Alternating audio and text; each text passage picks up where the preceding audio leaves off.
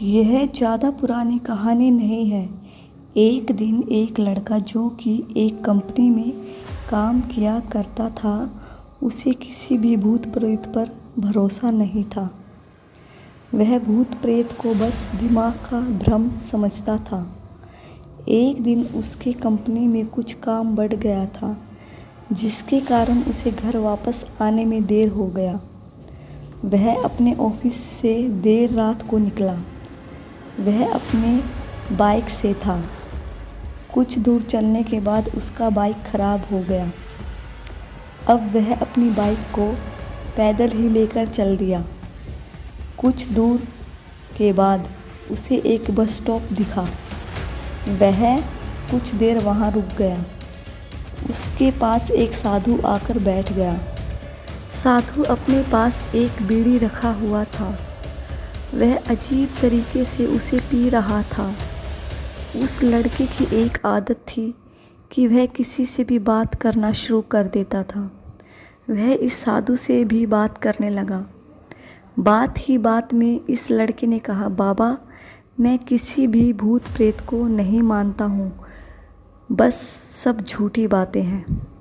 साधु ने कहा, तुम भले ही भूत प्रेत को मानो या फिर ना मानो, लेकिन तुम्हें ये न कहो कि भूत प्रेत नहीं होते।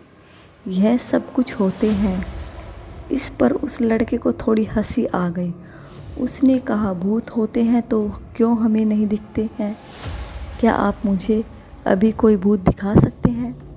साधु को लग गया कि अब इसे ज़रूर ही भूत दिखाना होगा। साधु ने लड़के को शमशान घाट की ओर चलने को कहा। फिर क्या था, वह दोनों चल दिए।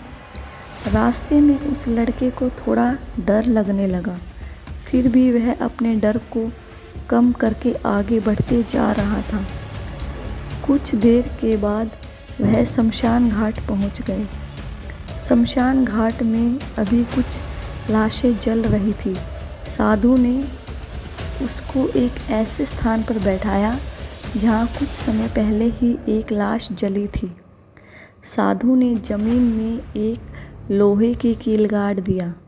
उसमें एक सफ़ेद धागा बांध दिया। धागे को की जो अंतिम डोर थी, उस लड़के को पकड़ने को कहा। अब उस लड़के को हद से ज़्यादा डर लग रहा था।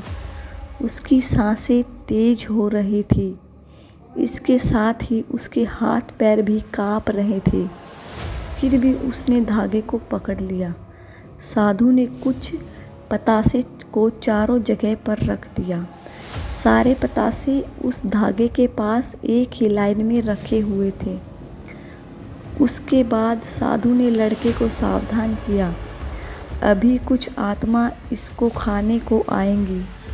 जब तक वह इसको खाकर चले ना जाएं, तब तक तुम अपने हाथ से धागे को छोड़ना नहीं।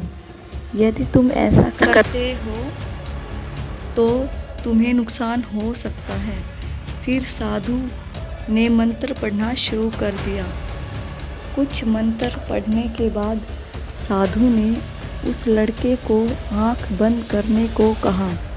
फिर कुछ देर के बाद ही आँख खोलने को कहा। जब उस लड़के ने आँख खोला तो वह जो देख रहा था उसे उसके ऊपर भरोसा ही नहीं हो रहा था। वास्तव में वहाँ 4 आत्मा थी जो कि पतासे को खा रही थी।